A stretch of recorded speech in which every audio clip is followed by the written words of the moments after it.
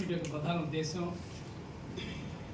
బీసీలకు ఈ జిల్లాలో, గుంటూరు జిల్లాలో ముఖ్యంగా తెలుగుదేశం పార్టీ నుంచి జరుగుతున్నటువంటి అన్యాయాన్ని మీ దృష్టికి, ప్రజల దృష్టికి తీసుకురావాలని చెప్పేసి ఈ యొక్క ప్రెస్ మీట్ ఏర్పాటు చేయడం జరిగింది. తెలుగుదేశం పార్టీ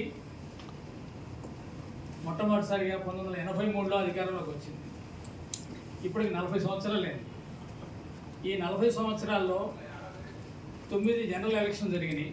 ఇప్పుడు జరగబోయే ఎలక్షన్ 10ది. ఈ 10 జనరల్ ఎలక్షన్స్లో దాదాపు 180 మంది ఎమ్మెల్యేలు గుంటూరు జిల్లా నుంచి ఎన్నిక కాబడ్డారు. అయితే ఈ 180 మంది ఎమ్మెల్యేల్లో ఇప్పటివరకు తెలుగుదేశం పార్టీ తరఫున ఒక్క యాదవులు కానీ, పద్మశాలీలు కానీ, ఒడ్డెరులు కానీ, రజకులు కానీ, నాయి బ్రాహ్మణులు కానీ, కుమ్మరులు కానీ ఇంతవరకు ఒక్క ఎమ్మెల్యే లేడు. 40 సంవత్సరాల్లో 180 మంది ఎమ్మెల్యేలు ఎన్నిక కాబడితే వీళ్ళలో ఈ యొక్క ఏ సామాజిక వర్గాల్లో చెప్పానో వీళ్ళు ఇంతవరకు ఒక్క ఎమ్మెల్యే కూడా తెలుగుదేశం నుంచి ఎన్నిక కాబడలేదు. అంటే వీళ్ళకి ఎందుకు ఇవ్వరు? ఎన్నిక కాబడిన వాళ్ళల్లో సగానికి పైగా మోర్ దాన్ 50% ఒకే ఒక కులానికి చెందినవాడు. సామాజిక న్యాయం అనేది ఎక్కడుంది? వాళ్ళ బీసీలో అతి ప్రధానమైనటువంటి కులాలైనటువంటి ఈ కులాలన్నిటికీ కూడా ఒక్క సీటు కూడా ఇవ్వకుండా ఇన్ని సంవత్సరాలు, 40 సంవత్సరాల హిస్టరీలో ఇంతవరకు ఎన్నిక కాబడలేదు ఒక్కడు కూడా టీడీపీ నుంచి. కాబట్టి వీళ్ళకి న్యాయం చేయాలని చెప్పేసి ఇవాళ ఈ యొక్క ప్రెస్ మీట్ యొక్క ప్రధాన ఉద్దేశం. మనం తీసుకున్నట్లయితే ఈ 10 ఎన్నికల్లో తెనాలి నుంచి 10 సార్లు ఒకే ఒక్క కులం, అదే కులానికి సీట్లు ఇవ్వడం జరిగింది. 10 టర్మ్స్ కూడా. అట్లానే పొన్నూరు నుంచి కూడా ఒకే కుటుంబానికి ఇది 10వసారి ఇవ్వబోతున్నారు. ఒకే కుటుంబానికి పొన్నూరు నుంచి ఒకే కులం, ఒకే కుటుంబం. ఆ తర్వాత ప్రతిపాడు తీసుకుంటే అది 2009 దాకా కూడా జనరల్గా ఉంది. అప్పుడు దాకా కూడా పోటీ చేసిన ప్రతిసారి కూడా కేవలం ఒకే కులం ఎన్నిక కాబడింది. కాబట్టి ఇక్కడ సామాజిక న్యాయం ఎక్కడ జరుగుతుంది? సోషల్ డైవర్సిటీ అనేది అవసరం. కాబట్టి అన్ని కులాలకి, అన్ని వర్గాలకి సమానమైన ప్రాతినిధ్యం అనేది కల్పించాలి. ఇవాళ సోషల్ జస్టిస్ మేము కల్పిస్తాము, సామాజిక న్యాయానికి మేము కట్టుబడి ఉన్నాము, బీసీలకి అది చేస్తాం, ఇది చేస్తాం అనే వాళ్ళు ఇంత ప్రధానమైనటువంటి ఈ సామాజిక వర్గాలు అందరూ కూడా నష్టపోతుంటే ఎందుకు స్పందించట్లేదు? వీళ్ళు అర్హులు లేరా? పోటీ చేయడానికి అర్హులు లేరా అని చెప్పేసి నేను ప్రశ్నిస్తున్నాను. వాళ్ళు సోషల్ జస్టిస్ గురించి మాట్లాడతారు. చంద్రబాబు నాయుడు గారు తీసుకుంటే ఆయన ప్రతిదానికి ఒక ఎగ్జాంపుల్ ఏం చెప్తారంటే సింగపూర్ గురించి చెప్తుంటారు. సింగపూర్ని ఆదర్శంగా తీసుకుంటారు. ఎస్, సింగపూర్ని చాలా ఆదర్శంగా తీసుకోవాలి మనందరం కూడా.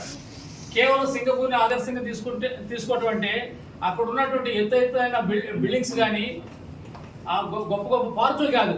అంతకన్నా ఔన్నత్యం అనేటువంటి ఏంటంటే అక్కడ ఉన్నటువంటి సోషల్ డైవర్సిటీ, సామాజిక సమతుల్యం అనేది అక్కడ ఉంది.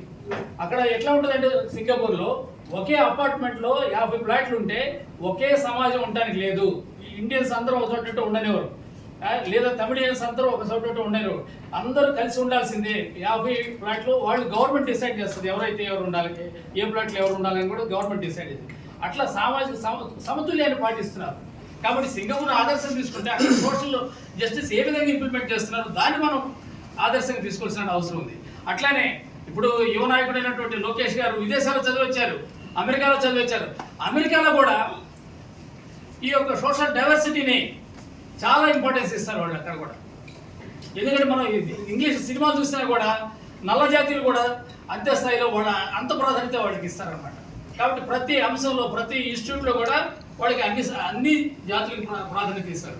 అయితే ఇక్కడ తీసుకుంటే 50% ఉన్నటువంటి బీసీలకి వీళ్ళు అసలు మనుషులే కానట్టు, మమ్మల్ని ఎట్లాగో జనాభా లెక్కలో లేరు, వీళ్ళు ఓటర్ల లెక్కలో కూడా తీసి కేవలం ఓట్లేసే యంత్రాలే కానీ మమ్మల్ని చూస్తున్నారు తప్ప మేము ఒక ఇక్కడ పౌరులము, మాకు కొన్ని హక్కులు ఉంటాయని చెప్పేసి వీళ్ళు ఏమాత్రం కూడా లెక్క చేయని పరిస్థితి మేము చూస్తున్నాం. అట్లానే వాళ్ళ ఒక అభ్యర్థికి ఏ క్రైటీరియా తీసుకుంటారా? ఒక అభ్యర్థికి సీట్ ఇవ్వాలంటే మీరు తీసుకుంటున్న క్రైటీరియా ఏంటి? మీరు తీసుకున్న క్రైటీరియాలో మా అభ్యర్థుల్లో లేనటువంటి క్రైటీరియా ఏంటి అని ప్రశ్నిస్తున్నారు. అంటే క్రైటీరియా ఇప్పుడు మనం ఏమనుకుంటాం, రాజకీయాలు అంటే ప్రజాసేవ చేయాలి, ప్రజాసేవ కోసం అర్హులైన వాళ్ళని తీసుకోవాలి.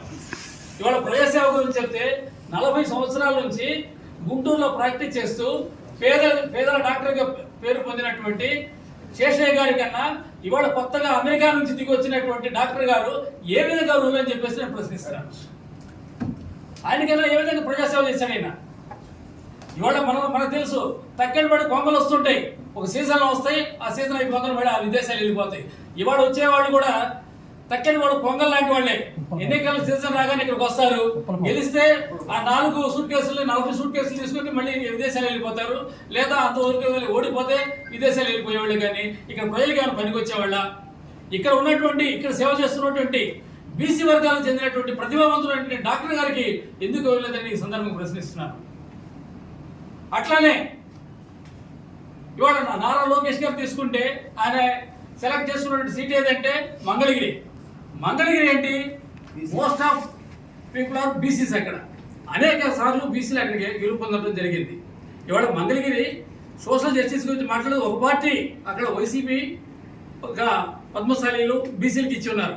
అటువంటిప్పుడు వాళ్ళ మీద ఇంకొక బీసీని నిలబెడతాం, అది సామాజిక న్యాయం. ఒక బీసీ మీద వెళ్ళి ఇంత పెద్ద నాయకుడు వెళ్ళి ఫైట్ చేయటం అంటే, ఇంత పెద్ద నాయకుడు వెళ్ళి ఒక బీసీ లీడర్ మీద ఓటు చేసి వాళ్ళకు కూడా అవకాశాలు తగ్గకుండా చేయడం అనేది అంటే సోషల్ జస్టిస్ని